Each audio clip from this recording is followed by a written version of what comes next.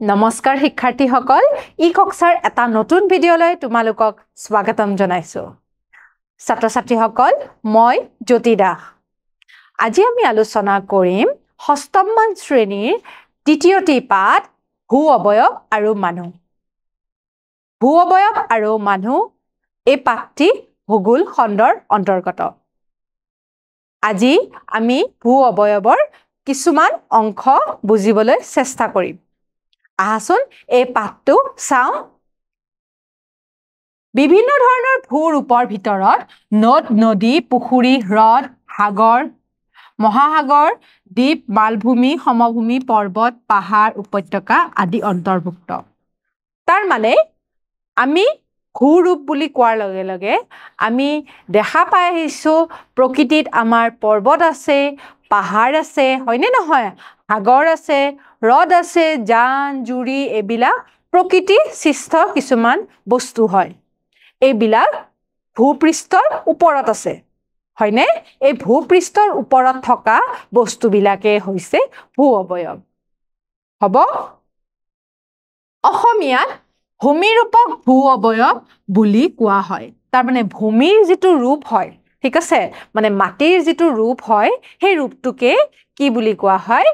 ভূ অবয়ব গতিকে ভূ অবয়ব আমাৰ দুটা শব্দৰে গঠিত গতিকে এই ভূ অবয়বৰ আমি অৰ্থকেইটা বুজিবলৈ চেষ্টা কৰো হা ভূ মানে হৈছে পৃথিৱী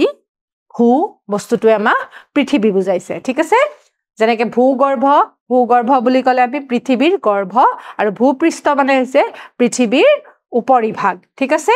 পৃথিৱী বা ভূমি আৰু অবয়ব মানে হৈছে গঠন ঠিক আছে পৃথিৱীৰ গঠনৰ ওপৰতে ভূ অবয়ব শব্দটো বিস্তাৰ কৰিছে ঠিক আছে গতিকে ভূপৃষ্ঠৰ ওপৰত থকা এই ভূ অবয়ব বিলাক বিভিন্ন ধৰণৰ হয় তোমালোকক কলোৱেই সাগৰ হ্ৰদ নদ নদী জান-জুৰি পৰ্বত পাহাৰ মালভূমি সমভূমি এইবিলাক হৈছে ভূ অবয়ব এই ভূ অবয়ব বিলাক কেনেকৈ সৃষ্টি হৈছে বাৰু এই ভূ অবয়ব বিলাক কেনেকৈ সৃষ্টি হৈছে তাৰ প্ৰধান কাৰণটো হৈছে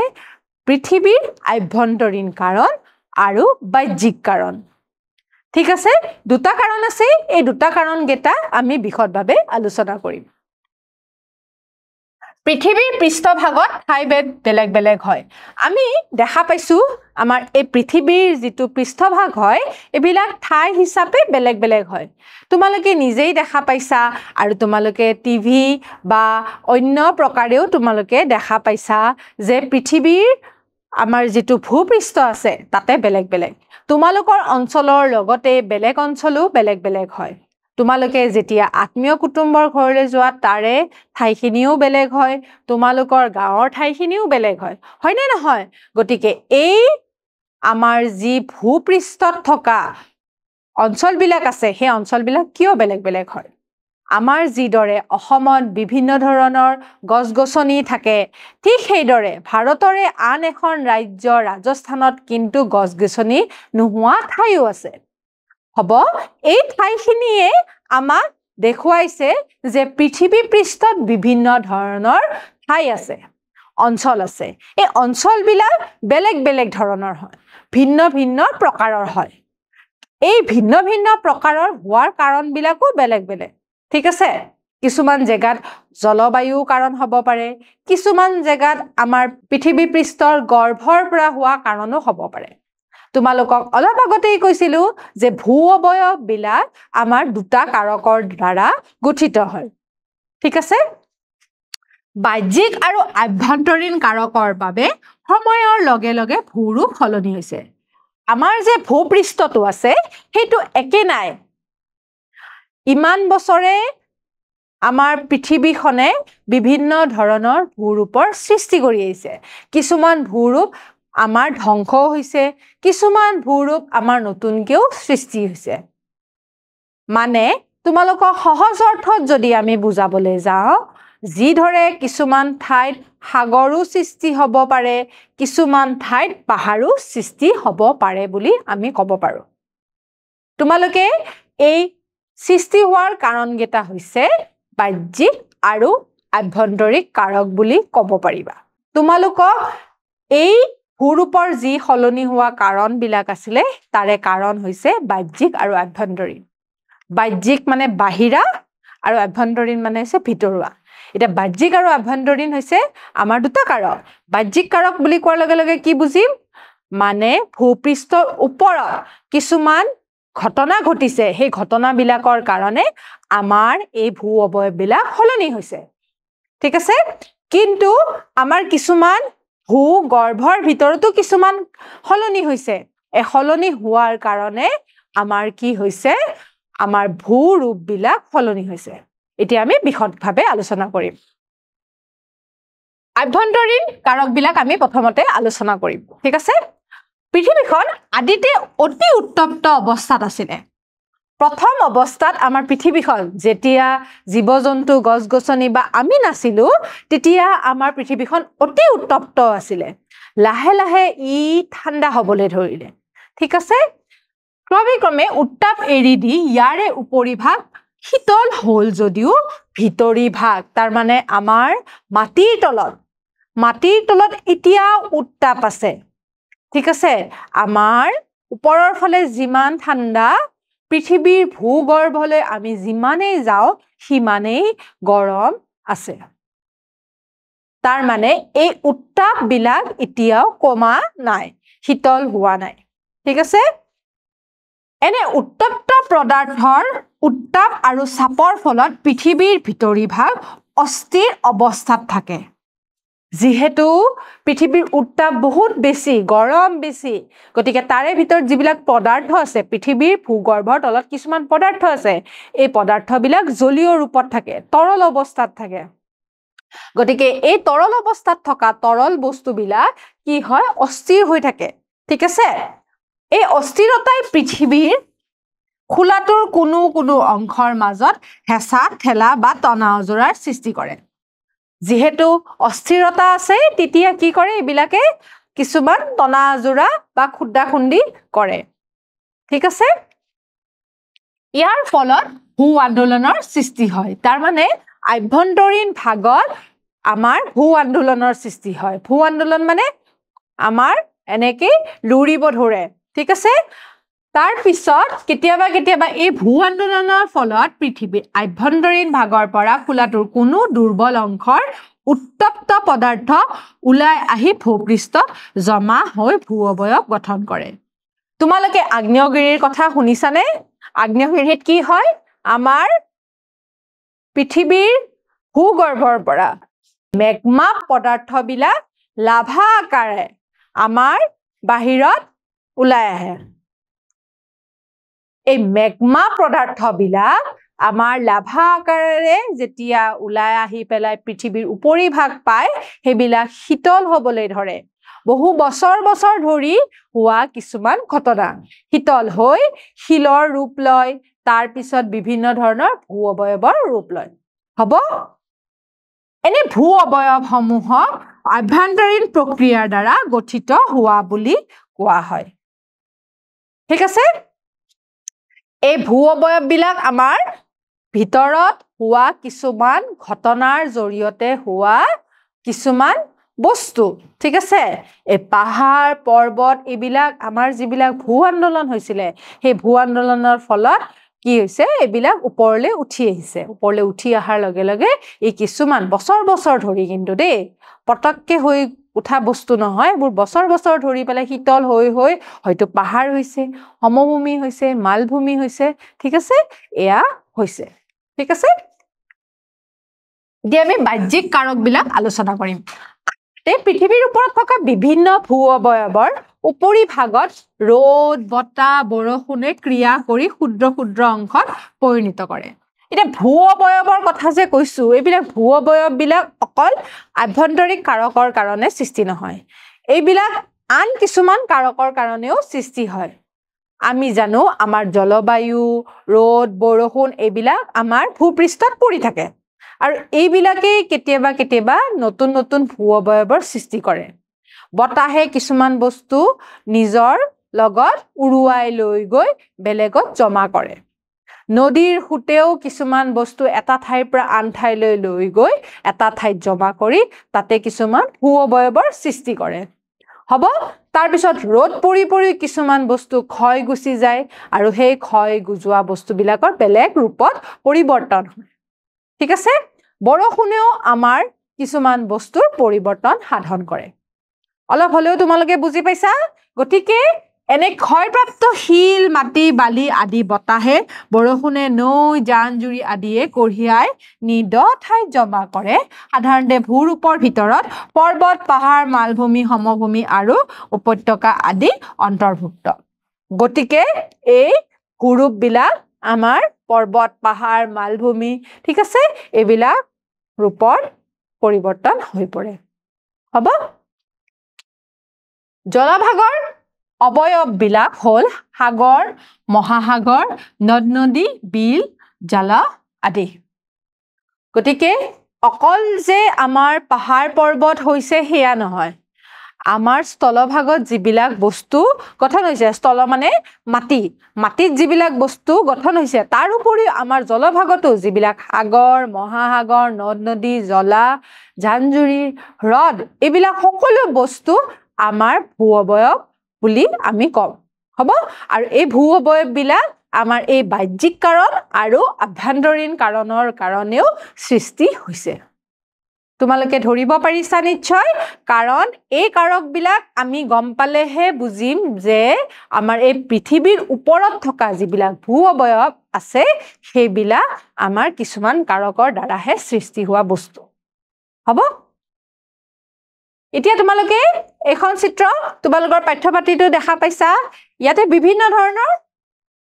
চিত্ৰ আছে হয়নে নহয় ইয়াতে তোমাৰ ধৰা সমভূমি আছে সমভূমি বুলি কোৱাৰ লগে লগে এইখিনি দেই এই যিখিনি সমান ভূমি এইখিনি মালভূমি মানে কি হয় আমাৰ পাহাৰৰ ওপৰত অকমান সমান ঠাই দেখা পাইছা নহয় এই সমান ঠাইখিনিক আমাৰ মালভূমি বুলি কয় ঠিক আছে আকৌ আমাৰ এইবিলাক হৈছে পাহাৰ হয়নে গতিকে পাহাৰৰ পৰা আমাৰ কিছুমান পৰ্বতো আছে দেখিছা নহয় এইবিলাক হৈছে পৰ্বত তাৰ পিছত উপত্যকা আছে উপত্যকা মানে হৈছে যেতিয়া নদী এখনৰ কাষত থকা মাটি মানুহ থাকিবলৈ লয় সেইখিনিক নদী উপত্যকা বুলি কওঁ আমি জানোৱেই গতিকে এইখিনি হৈছে উপত্যকা মানে নদীখনৰ কাষত থকা ঠাইখিনিক উপত্যকা বুলি কয় তোমালোকে কোন উপত্যকাৰ মানুহ ব্ৰহ্মপুত্ৰ নে বৰাক কাৰণ আমাৰ অসমত দুখন উপত্যকা আছে আমি ব্ৰহ্মপুত্ৰ আৰু বৰাক নদীৰ কাষত আছো হয়নে নহয় তোমালোকে ব্ৰহ্মপুত্ৰ নদীৰ কাষত আছা নে বৰাক নদীৰ কাষত আছা যদি ব্ৰহ্মপুত্ৰ নদীৰ কাষত আছা তোমালোকে ব্ৰহ্মপুত্ৰ নদী উপত্যকাৰ মানুহ আৰু তোমালোকে যদি বৰাক নদী উপত্যকাৰ ওচৰত আছা তেনেহলে তোমালোকে বৰাক নদীৰ উপত্যকাৰ মানুহ ঠিক আছে তাৰ পিছত এইটো হৈছে বদ্বীপটো কেনেকুৱা এই নদীয়ে কি কৰিছে আহি পেলাই এটা ঠাইত ৰৈ গৈছে হয়নে এফালে আমাৰ যেটো নদীৰ খুঁট আছে হেটো ফালি গৈছে এফালেও ফালি গৈছে ইয়াৰ মাজত যিখিনি মাটি আছে সেই মাটিখিনি আমি বদ্বীপ বুলি কওঁ বদ্বীপ এটো কাৰণে কওঁ এটো দেখিবলে বটোৰ নিচিনা ঠিক আছে ব আখৰটোৰ নিচিনা সেই কাৰণে বদ্বীপ বুলি কয় ঠিক আছে এই নদী লগ লাগি আমাৰ সাগৰলৈ গুচি গৈছে সাগৰৰ পৰা আকৌ মহাসাগৰলৈ গৈছে ঠিক আছে নদীৰ পৰা গৈ সাগৰ গৈছে সাগৰৰ পৰা মহাসাগৰ গৈছে জান জুৰি নিজৰা যিবিলাক উপনৈ আছে সেইবিলাক নদীলৈ গৈছে নদীৰ পৰা আমাৰ সাগৰলৈ গৈছে সাগৰৰ পৰা মহাসাগৰলৈ গৈছে যিদৰে আমাৰ ব্ৰহ্মপুত্ৰৰ কিছুমান উপনৈ আছে যেনে ধৰা সোৱণশিৰি পাগলাদিয়া তোমালোকৰ গাঁৱতো আছে কিছুমান উপনৈ সেই উপনৈবিলাক ব্ৰহ্মপুত্ৰ নদী বা বৰাক নদীলৈ গৈছে আৰু সেই নদীখনৰ পৰা গৈ পেলাই আমাৰ সাগৰবিলাকত পৰিছে আমাৰ সাগৰত কোনখন সাগৰত পৰিছে আমাৰ বংগোপসাগৰত পৰিছে আৰু বংগোপসাগৰৰ পৰা আমাৰ ভাৰত মহাসাগৰখন যে আছে সেই ভাৰত মহাসাগৰত আমাৰ ব্ৰহ্মপুত্ৰ নদীখন মিলিত হৈছে হ'ব তাৰ পিছত এয়া হৈছে হিমবাহ মানে কি হিমবাহ হৈছে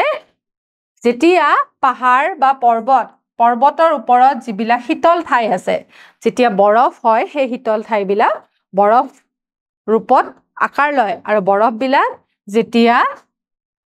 তললৈ নামি আহি পেলাই তলত এটা ঠাই গোট খায় তেতিয়া সেই হিমবাহবিলাক আমাক এটা ভূ অৱয়ৱৰ সৃষ্টি কৰে হ'ব গতিকে হেতু হিমবাহৰ ওপৰত ৰূপান্তৰিত হয় এটো হৈছে হ্ৰদ হ্ৰদটো দেখা পাইছা তোমালোকে এই হ্ৰদটো আমাৰ চাৰিওফালে মাটি আছে হ'ব ইটা তোমালোকে কোৱাচোন তোমালোকৰ ঠাইত এই চিত্ৰৰ কি আছে বাৰু পাহাৰ নিশ্চয় আছে তোমালোকৰ পৰ্বত নাথাকিব পাৰে নদীখন হয়তো থাকিব পাৰে হয়নে উপনৈ বিলাক আছে জান আছে জুৰি আছে ঠিক আছে আৰু কি আছে তোমালোকে নিজৰ টকা বহি ভালদৰে লিখি থবা হ'ব এবাৰ আমি স্থলভাগৰ ভূ অৱয়ৱৰ বিষয়ে আলোচনা কৰিম ঠিক আছে স্থলভাগৰ ভূ অৱয়ৱত আমি আলোচনা কৰিছিলো যে আমাৰ স্থলভাগত মালভূমি সমভূমি হয়নে পাহাৰ পৰ্বত এবিলাক আছে ঠিক আছে আমি এবিলাকৰ বিষয়ে বিশদভাৱে আলোচনা কৰিম ঠিক আছে গতিকে স্থলভাগৰ পইণ্টটো আজি আমি অলপমান বুজিব চেষ্টা কৰো ভূমি পৃথিৱীৰ পৃষ্ঠৰ এক গুৰুত্বপূৰ্ণ অংশ এছিয়া ইউৰোপ আফ্ৰিকা উত্তৰ আমেৰিকা দক্ষিণ আমেৰিকা ওচেনিয়া আৰু এণ্টাৰ্কটিকা আদিৰে গঠিত গতিকে আমাৰ ইয়াতে কেইখন মহাদেশ হয় কিখন ঠিক আছে কি মহাদেশ পালো আমি এছিয়া ইউৰোপ আফ্ৰিকা উত্তৰ আমেৰিকা আৰু দক্ষিণ আমেৰিকা ওচেনিয়া আৰু এণ্টাৰ্কটিকা সাতখন আমাৰ মহাদেশ হয় ঠিক আছে এই সাতখন মহাদেশে আমাৰ স্থলভাগটো গঠিত হৈ আছে আমাৰ পৃথিৱীত পানীৰে ভৰ্তি হয় ঠিক আছে এক ভাগহে আমাৰ মাটি আছে তিনি ভাগ আমাৰ পানী আছে গতিকে এই এক ভাগত থকা ঠাইবিলাক আমি মহাদেশ হিচাপে আমাৰ গণ্য কৰা হৈছে সেই মহাদেশ বিলাক আমাৰ সাতখন আমি মহাদেশ বুলি ক'ব পাৰো ঠিক আছে মনত ৰাখিবা এই মহাদেশসমূহত বিভিন্ন তলজ ভূৰূপ পোৱা যায় তাৰ মানে বিভিন্ন ধৰণৰ ভূৰূপৰ সৃষ্টি হৈছে যেনে ধৰা পৰ্বত পাহাৰ হয়নে মালভূমি সমভূমি উপত্যকা এবিলাক আমাৰ স্থলভাগ ভূৰূপত ৰদ বতাহ বৰষুণৰ ফলত অহৰহ প্ৰভাৱ পৰে আমি অলপ আগতেই কৈছিলো বাহ্যিক কাৰক আমাৰ কি আছিলে আমাৰ যিবিলাক ৰদ বতাহ বৰষুণ হেবিলাক আমাৰ পৃথিৱী পৃষ্ঠৰ ওপৰত অহৰহ পৰি থাকে ঠিক আছে এই কাৰকসমূহৰ বাবে পৰ্বত পাহাৰ মালভূমিৰ সঘনাই পৰিৱৰ্তন ঘটে গতিকে এই বাহ্যিক কাৰক বিলাকৰ কাৰণেও কি হৈছে আমাৰ যিবিলাক পৰ্বত পাহাৰ আছে এইবিলাক সলনি হৈ থাকে ঠিক আছে এনেকুৱা নহয় যে আমাৰ পৰ্বত পাহাৰ বিলাক আগতে যেনেকুৱা আছিল সেইবোৰ একে আছে আজিকালিও এতিয়াও এইবিলাক লাহে লাহে পৰিৱৰ্তন হৈ থাকে হয়তো ই বেছি ওখ হৈ যাব পাৰে বা বেছি চাপৰ হৈ যাব পাৰে ক্ষয় হ'ব পাৰে বা নতুনকে সৃষ্টি হ'ব পাৰে সাধাৰণতে উচ্চতা আৰু ঢালৰ ওপৰত ভিত্তি কৰি ভূৰূপক শ্ৰেণীভুক্ত কৰা হয় গতিকে উচ্চতা আৰু ঢালটোৰ ওপৰত আমি কৈছিলো যে পাহাৰ পৰ্বত এবিলাক আমি কেনেকৈ নিৰ্বাচিত কৰিব পাৰো তাৰ উচ্চতা আৰু তাৰ যিটো ঢাল সেই ঢালটোৰ ওপৰত আমি নিৰ্ভৰ কৰি পেলাইহে ক'ব পাৰো যে এইখিনি কি হয় মালভূমি হয় নে সমভূমি হয় নে পৰ্বত হয় নে পাহাৰ হয় নে উপত্যকা হয় এতিয়া এই পৃথিৱীখনত এটা গোলক যেন লাগিছে কিন্তু এটো সমতল পৃষ্ঠত আছে সমতল পৃষ্ঠ থকাৰ কাৰণে আমাৰ গোটেইখন মহাদেশ ইয়াতে উলিয়াব পাৰিম ঠিক আছে গতিকে তোমালোকে মহাদেশ কিখন চিনাক্ত কৰিবাচোন ইয়াতে আমাৰ ভাৰতবৰ্ষখন আছে ঠিক আছে এই ভাৰতবৰ্ষখন আমাৰ এইখিনিত আছে হালধীয়া অংশখিনি এই হালধীয়া অংশখিনি হৈছে এছিয়া মহাদেশ ঠিক আছে আমি এছিয়া মহাদেশৰ বাসিন্দা ঠিক আছে হ'ব এতিয়া আমি দুটামান প্ৰশ্ন চাওঁ পৃথিৱীৰ মহাদেশ কেইখন 9টা 8টা 7টা আৰু 6টা গতিকে পৃথিৱীৰ মহাদেশ আমি কেইখন পাইছিলো যিটো স্থলভাগেৰে আৱৰি আছে হেয়া হৈছে আমাৰ 7খন এতিয়া দুটামান আমি প্ৰশ্ন চাওঁ পৃথিৱীৰ মহাদেশ কেইখন বাৰু পৃথিৱীৰ মহাদেশ আমাৰ অপচনত দিয়া আছে 9খন 8খন 7খন আৰু 6খন ঠিক আছে আমাৰ পৃথিৱীৰ মহাদেশ কেইখন আছিলে কি এছিয়া ইউৰোপ আফ্ৰিকা উত্তৰ আমেৰিকা দক্ষিণ আমেৰিকা ওচেনিয়া আৰু এণ্টাৰ্কটিকা এইকেইখন হৈছে পৃথিৱীৰ মহাদেশ ঠিক আছে 7খন মহাদেশ গতিকে ইয়াৰে প্ৰথম প্ৰশ্নৰ উত্তৰটোৰ এনসাৰটো হ'ব ভুল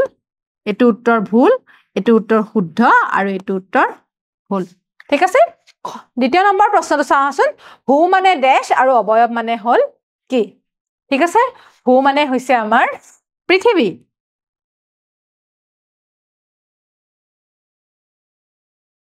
আৰু অবয়ব মানে হৈছে গঠন ঠিক আছে গঠন যেটো গঠিত হৈছে হেতুক কয় ভূ অবয়ব গতিকে পৃথিৱীৰ ওপৰত যেটো গঠন হৈছে সেই গঠনটোকে আমি ভূ অবয়ব বুলি কম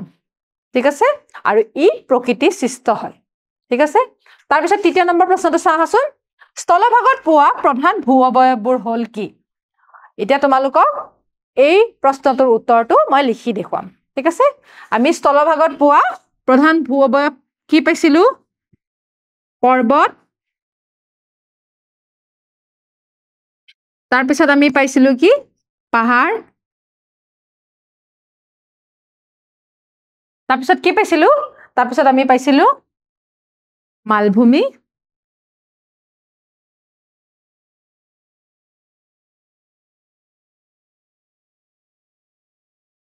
সমভূমি